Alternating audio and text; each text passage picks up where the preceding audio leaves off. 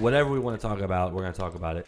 What's up, guys? Welcome to another episode of E4 Explicit Podcast.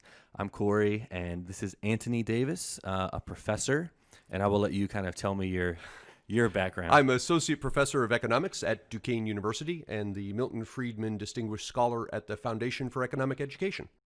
One of the benefits of Obamacare was this thing that you've described, that if I have a pre-existing condition, I can go in and I can get insurance, and this is fine.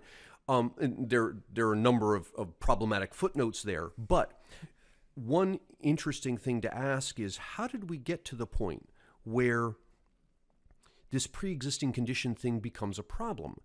And we got to this point in part, and it's only in part, but it's a big part, in part because we tied health insurance to jobs.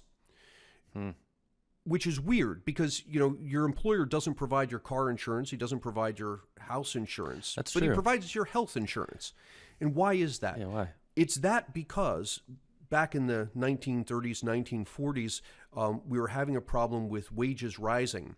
And the government imposed a price limit on wages. And wages cannot rise above a certain point. It was to help control inflation.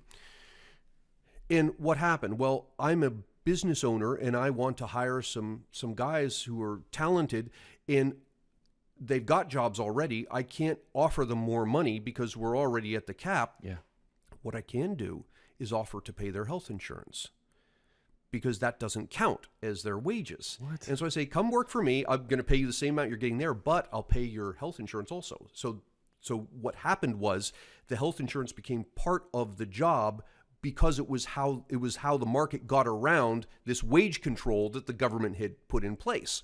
What? And so we have this thing now. Now, of course, we don't have the wage controls anymore, but over time what's happened is that Congress has given special tax treatment to employer-provided health care. You get to pay for it in pre-tax dollars. And because of that, it's cheaper for you and it's cheaper for your employer to provide the health insurance than it would be for you to go out on the open market. Yeah. Not because of the market, but because of how Congress has taxed the thing. What?